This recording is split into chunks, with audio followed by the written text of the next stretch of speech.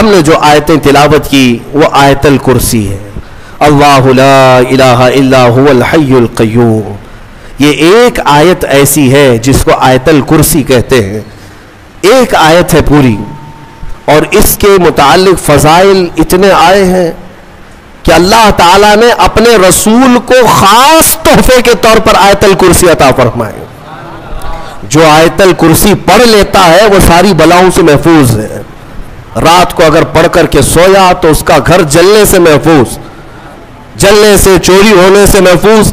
بلکہ آیت الکرسی پڑھنے والے کے متعلق یہ بھی ہے کہ اگر ہر فرض نماز کے بعد کسی کی عادت ہے کہ وہ آیت الکرسی پڑھ لیا کرتا ہے ہر فرض نماز کے بعد, تو فرمایا گیا کہ جب اس کی روح نکلنے کا وقت آئے گا, اس کی روح نکلنے کا وقت آئے گا تو ایسا ہوگا کہ اس کی روح ادھر نکالی جا رہی ہوگی, ایک قدم دنیا میں ہوگا, دوسرا قدم جنت میں ہوگا. اور اس کی روح قبض کرنے کے لیے بھی یہ حکم آیا کہ اتنی آسانی کے ساتھ اس کی روح نکالی جائے گی کہ اسے اندازہ بھی نہیں ہوگا, پتہ بھی نہ چلے گا. آیت الکرسی پڑھنے کی عادت ڈالو, حفاظت کے لیے بھی, اور جو اللہ رب العزت سے بے پناہ محبت کرنا چاہتا ہے, اپنے رب سے بے پناہ محبت کر کے قریب ہونا چاہتا ہے, اسے آیت الکرسی کا ورد ضروری ہے. وہ جس قدر آیت الکرسی پڑھے گا مولا تعالیٰ اتنا قریب اس بندے کو کرتا جائے گا. اور ایک بات یاد رکھ لیں, الحمدللہ بچپن سے ہمیں بھی یہ عادت ہے, آیت الکرسی پڑھنے والے کی ایک اور فضیلت ہے کہ اسے پھر دوسری کرسی کی لالچ بھی نہیں آئے گی. ہاں, کرسی والوں کو میں یہ کہتا ہوں آیت الکرسی پڑھا کرو تاکہ یہ نحوست دل سے نکل جائے. یہ کرسی, وہ کرسی, وہ کرسی, یہ کرسی, کب تک کرسیوں کے پیچھے چلو گے؟ جس کے پاس آیت الکرسی ہو, جیسے دیکھو اجمیر کے خواجہ کی کرسی آج تک کوئی نہیں ہلاتا, کوئی نہیں ہلاتا, اور اس کرسی کے لیے کبھی الیکشن بھی نہیں ہوتا.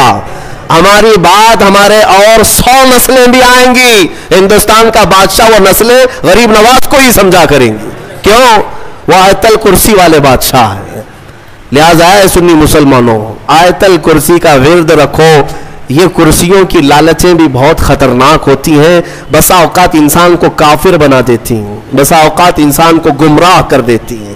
ہم نے دیکھا ہے اولیاء اکرام کی تعلیم میں, اولیاء اکرام جب کسی کی تربیت کرتے ہیں نا تصوف میں, تو تربیت میں سب سے پہلے وہ 2 چیزوں کو مارتے ہیں. پہلی چیز یہ ہے کہ کھانے میں لالچی نہ ہو, بہت زیادہ کھانا بند کر دو. اگر کسی ولی کے دربار میں تربیت لینا ہے تو پہلی تربیت وہ یہ کرتے ہیں کھانے پر کنٹرول. اور دوسری تربیت کسی بھی مقام, مرتبے, منصب اور کرسی کی لالچ ہرگز نہیں. کوئی عمل اس لیے نہیں کرے گا کہ مجھے یہ مقام ملے, دنیاوی منصب ملے. اسی لیے میرے آقا صلی اللہ تعالی علیہ وسلم نے بھی ارشاد فرمایا کہ دنیا طلب کرنے والا اگر علم دین بھی حاصل کرے گا تو وہ ایسا ہی ہے جیسے خنزیر کے گلے میں موتیوں کا ہار ڈالا جا رہا ہے. حب جاہ, حب مال, حب مقام, حب منصب, یہ بری خصلتیں ہیں. اللہ ان تمام چیزوں سے ہمیں محفوظ رکھے. من رکع فرفع, حضور نے فرمایا جو جھک گیا اللہ اسے بلند کرتا ہے, اور جو اکڑ گیا اللہ اسے ہمیشہ ذلیل کرتا ہے. تو یہ کرسیاں ہی ہیں جو اکڑ پیدا کرتی ہیں. آیت الکرسی کا ورد ہمیشہ رکھو, بہت ساری چیزوں سے تمہیں محفوظ کر دے گی. آخری بات, اس میں تیسرے پارے کی ایک بہت ہی اہم چیز بیان ہوئی ہے. وہ کیا ہے؟ ابراہیم علیہ الصلوۃ والتسلیم نے ایک بار اللہ رب العزت کی بارگاہ میں سوال کیا, اے مولا مجھے دکھا تم مردوں کو زندہ کیسے کرتا ہے. اللہ نے پوچھا کہ اے ابراہیم کیا تجھے یقین نہیں ہے؟ کہا کیوں نہیں, یقین ہے مولا, لیکن آنکھوں سے دیکھنا چاہتا ہوں. لیطمئن قلبی, تاکہ میرے دل کو اطمینان ہو جائے. سنو, اللہ مردوں کو زندہ کرتا ہے یا نہیں کرتا ہے؟ رب تبارک و تعالیٰ قادر مطلق ہے, سب بکھر جانے کے بعد بھی وہ دوبارہ زندہ کرے گا. ہاں کئی واقعات ہیں. حضرت عزیر علیہ السلام کا واقعہ بھی آج ہم نے تلاوت کیا. ایک نبی تھے اللہ کے, 33 سال کی عمر تھی, وہ اپنے خچر پر جا رہے تھے, ایک بستی کو دیکھا اجڑی ہوئی تھی, اجڑی ہوئی. انہوں نے یہ پوچھا اللہ کی بارگاہ میں کہ مولا یہ سب پوری بستی اجڑ گئی, یہاں نہ سبزے اگتے ہیں, نہ درخت, نہ پودے, کچھ نہیں, کیا پھر اس بستی کو تو دوبارہ زندہ کرے گا؟ تو حضرت عزیر علیہ السلام کو اسی وقت نیند لگ گئی, سو گئے. وہ سوئے تو 100 سال کے لیے سو گئے، 100 سال کے لیے وہی سو گئے، اور جس خچر پر آئے تھے، جو کھانا لے کر کے آئے تھے، اس کو بھی نیند لگ گئی۔ نیند کیا ہے؟ موت کی بہن ہے، اللہ نے سلا دیا۔ 100 سال کے بعد اٹھایا اللہ نے۔ پوچھا عزیر سے کتنے دن یہاں ٹھہرے رہے؟ کہا میں تو صبح آیا تھا، دوپہر ہو رہی ہے۔ اللہ نے فرمایا ذرا اپنے خچر کو دیکھو، تمہارے کھانے کو دیکھو، تم 100 سال یہاں ٹھہرے ہو۔ حضرت عزیر جب اٹھے اور گئے تو ان کی عمر تو 33 تھی، ان کی عمر تو 33 سال ہی تھی۔ مولا 100 سال سلایا، اس کے بعد بھی جوان ہی اٹھایا۔ جب اپنی آبادی میں آئے تو ان کے زمانے کے بچے بھی بوڑھے ہو چکے تھے، خود ان کی اولاد جو ان کے بیٹے تھے وہ ان سے بھی بڑے ہو چکے تھے، 118 سال، 115 سال، 110 سال کے ان کی عمریں ہیں، اور حضرت عزیر کی عمر تو 33 سال ہے۔ حضرت عزیر آئے اور کہا میں عزیر ہوں، اللہ کا نبی۔ لوگوں نے انکار کر دیا کہ وہ 100 سال پہلے جا چکے، تم کہاں سے آئے ابھی؟ ایک خاتون جو ان کے گھر کی کنیز تھی، وہ بہت بوڑھی ہو چکی تھی، اس نے کہا میں عزیر کو 2 علامتوں سے پہچانتی ہوں، اگر وہ 2 علامتیں اس کے اندر ہیں تو یہ عزیر ہے۔ وہ آئی، کہا ایک تو یہ ہے کہ پورے زمانے میں تورات اگر کسی کو لفظ بلفظ یاد ہے تو صرف عزیر علیہ السلام کو، کسی کو نہیں، ایک علامت یہ ہے۔ دوسری یہ ہے کہ ان کی پیٹھ پر ایک نشان ہے جو کسی کے اندر نہیں ہے، وہ میں دیکھ چکی ہوں۔ حضرت عزیر کو جب اس بوڑھی نے یہ کہا تو حضرت عزیر علیہ السلام نے لفظ بلفظ پوری سورہ تورات سنا دی، اور ان کی پیٹھ پر وہ نشان بھی باقی تھا۔ تو اس خاتون نے پکار کر کہا اے لوگوں، یہ اللہ کی قدرت ہے، یہی عزیر ہے جو 100 سال پہلے ہم سے بچھڑا تھا، آج مولا نے 100 سال بعد دوبارہ اسے ہمارے ہاں اٹھا کر لایا ہے۔ یہ واقعہ کیوں پیش آیا؟ یہ ان منکرین کو بتانے کے لیے جو یہ سمجھتے ہیں کہ موت کے بعد پھر اللہ کسی کو نہیں اٹھا سکتا، اسی لیے کچھ لوگ جلا کر راکھ کرتے ہیں، کچھ لوگ چیل کووں کو کھلا دیتے ہیں کہ مرنے کے بعد پھر پکڑ نہیں ہونی چاہیے۔ یہ شراب کیوں پیتا تھا، چوری کیوں کرتا تھا، کوئی ڈنڈے مارنے والا نہ ہو، ہم تو اس کو جلا کے راکھ کر چکے۔ مولا قرآن میں بیان فرماتا ہے جو رب ایک پانی کے قطرے سے تمہیں انسان بنا سکتا ہے، تمہاری راکھ کو جمع کر کے دوبارہ تمہیں زندہ کیوں نہیں کر سکتا؟ وہ قادر مطلق ہے، دوبارہ اٹھائے گا۔ ہمارا عقیدہ کیا ہے؟ موت کے بعد ہم دوبارہ ہوں گے کہ نہیں ہوں گے، لیکن اس دنیا میں نہیں، پرن جنم نہیں، ہاں یہ پرن جنم والا نہیں ہے۔ ہمارا جو عقیدہ ہے وہ یہ ہے کہ مریں گے یہاں، اٹھیں گے قیامت کے دن۔ قیامت سے پہلے پھر کسی کی آتما نہیں اٹھنے والی ہے، جس کی اٹھتی ہو بیوقوف ہے۔ ہاں وہ جو مشہور کرتے ہیں کہ اس کی آتما آئی، اس کی آتما آئی، کسی کی آتما نہیں آتی۔ ہاں یہ بات یاد رکھیں، شیطان کھیلتا ہے، روحیں جا چکی، ایک بار نکل گئی تو اب قیامت کے دن دوبارہ زندہ ہوں گی۔ الحمدللہ ہمارا عقیدہ یہی ہے، اسلام کا عقیدہ، یہ ہم مرنے کے بعد عالم برزخ میں جاتے ہیں اور پھر مولا قیامت کے دن اٹھاتا ہے۔ اس سے پہلے ہمارا عقیدہ یہ نہیں کہ ہم مرنے کے بعد پھر کبھی چوہا بن کے اٹھیں گے، بلی بن کے اٹھیں گے، کتا بن کے اٹھیں گے، ہاں اچھے کام کیا تھا تو اچھا بن کے دوسرے جنم میں پیدا ہوگا، برا کام کیا تھا تو کتا بن کے جنم لے گا، یہ نہیں ہے۔ الحمدللہ ہمیں اللہ نے انسان بنایا تھا، انسان ہی اٹھیں گے۔ ہاں کتوں والا عقیدہ مت رکھو، چوہوں والا اور بلیوں والا عقیدہ مت رکھو، ہمارا یہ عقیدہ نہیں۔ جو بات میں عرض کر رہا تھا وہ ابراہیم علیہ السلام کی۔ ابراہیم علیہ السلام نے پوچھا رب سے تو کیسے زندہ کرتا ہے مرنے کے بعد؟ تو رب نے فرمایا کیا تجھے یقین نہیں؟ کہا یقین ہے، میں آنکھوں سے دیکھنا چاہتا ہوں۔ کہا ٹھیک ہے، 4 پرندے لے لو اور ان کو ذبح کرو اور پھر ان کو قیمہ بنا دو، چاروں کا گوشت مکس کرو اور سب ملا کر کے 4 حصے کرو، ایک حصہ اس پہاڑ پر، دوسرا اس پہاڑ پر، تیسرا اس پہاڑ پر، چوتھا اس پہاڑ پر، 4 پہاڑوں پر گوشت رکھ کر کے آؤ یہ مکس قیمے کا، اور پھر اپنی جگہ پر کھڑے ہو جاؤ، ان پرندوں کے نام لے کر کے بلاؤ۔ ابراہیم علیہ السلام کو یہ پروسیس کرایا گیا۔ ابراہیم علیہ السلام نے کیا کیا لیے؟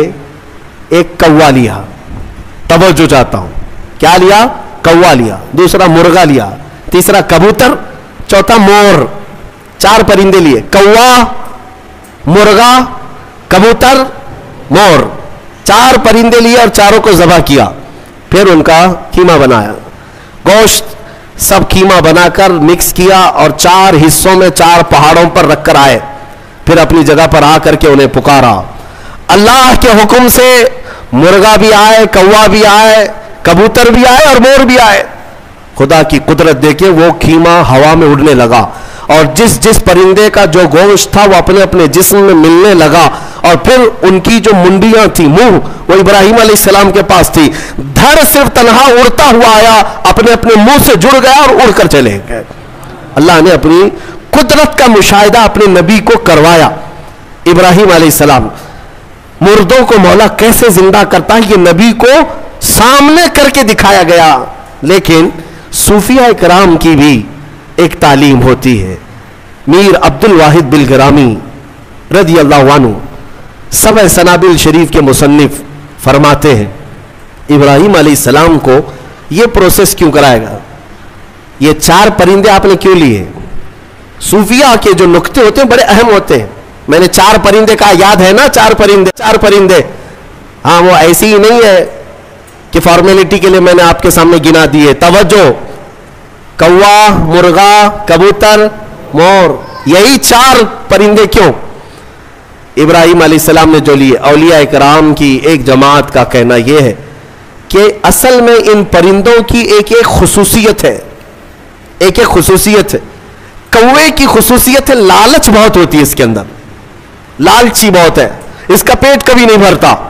अरे पूरे पूरे मुर्दे भैंसों पर बैठता है, उसको ऐसा लगता है कि पूरा खा जाऊंगा, लेकिन होता इतना पेट है, लालच है, बहुत ज्यादा लालच।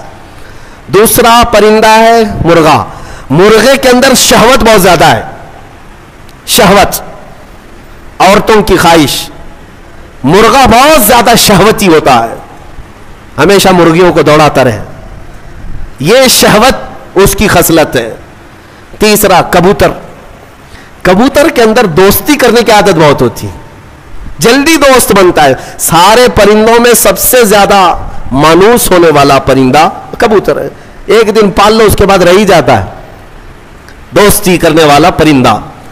चौथा मोर है, मोर की खुसूसियत यह है कि वो अपने हुस्न को दिखाने का शौक बहुत रखता है।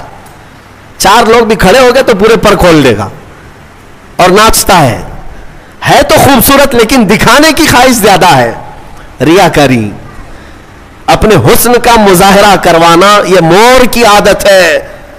हजरत मीर अब्दुल वाहिद फरमाते हैं, ऐ मुसलमानों, अल्लाह ने जो हुक्म किया अपने नबी इब्राहिम को, ये 4 परिंदे नहीं, कौवा, मुर्गा, कबूतर, मोर, ये ज़बा नहीं किए, बल्कि इब्राहिम अलैहिस्सलाम ने जो ज़बा किया वो क्या है, लालच को ज़बा किया, शहवत को ज़बा किया, दोस्ती करने वाली आदत को ज़बा किया, हुस्न को दिखाने वाली खसलत को ज़बा किया। जब इन बुरी खसलतों को कोई ज़बा करता है तो मौला मुर्दों को जिंदा करने वाली कुदरत भी दिखाता है। ये है असल। अगर आज भी रब ताला की कुदरत के मुशाहिदे चाहते हो कि आंखों से हम भी कुछ देख सके, इन 4 आदतों को ज़बा करो, पहले ज़बा करो। ज़बा करने का मतलब ये लालच खत्म हो जाए, शहवत खत्म हो जाए, दोस्ती करने की आदत। कुछ लोगों को ऐसा लग रहा होगा सारे दोस्तों को बुरा कह रहे हैं, नहीं, दोस्त बनाओ अच्छे, वो दोस्त जो तुम्हें अल्लाह से करीब करे। वरना कुरान में है, कई लोग ऐसे होंगे जो कयामत के दिन ये पुकारेंगे, 19वें पारे की आयत है, या वैलता लैतनी लम अत्तखिज़ फुलानन खलीला, ऐ काश मैं फलां को दोस्त नहीं बनाया होता तो कितना अच्छा होता, मैं जहन्नम में नहीं जाता। कई लोग ऐसे होंगे सिर्फ दोस्ती की वजह से दोजख में जा रहे होंगे, दोस्ती की वजह से। तुम क्या समझते हो, अरे गैरे सबसे दोस्ती कर लेना चाहिए? दोस्त अगर किसी का बुरा है तो वो तुम्हें जहन्नम तक ले जा सकता है। इसीलिए हर अरे गैरे नत्थु खेरे से दोस्ती मोमिन की शान नहीं है। वो दोस्ती भी उससे करता है जो उसे अल्लाह से करीब करे और अपने मुस्तफ़ा से करीब करे, वो दोस्त है। और हुस्न के इजहार की आदत ये रियाकारी है, इससे भी अल्लाह ताला हम सब की हिफाजत फरमाए। मैं सब आयतें बयान करता जाऊं, रात निकलती जाएगी। वैसे वक्त दामखिल की किल्लत दामनगीर हर दिन रहती है। अल्लाह तबारक व तआला हम सबको कहने सुनने से ज्यादा अमल की तौफीक अता फरमाए। मौला कुरान की तफसीर पर हम सबको अमल की तौफीक अता फरमाए और हमारे दिलों में इश्क़ मुस्तफ़ा اور حضور اکرم صلی اللہ علیہ وسلم کی محبت کا اور ان کی عزت کا پہرا دینے کی ہمیں توفیق عطا فرمائے۔ وآخر دعوانا ان الحمد للہ رب العالمین۔ السلام علیکم۔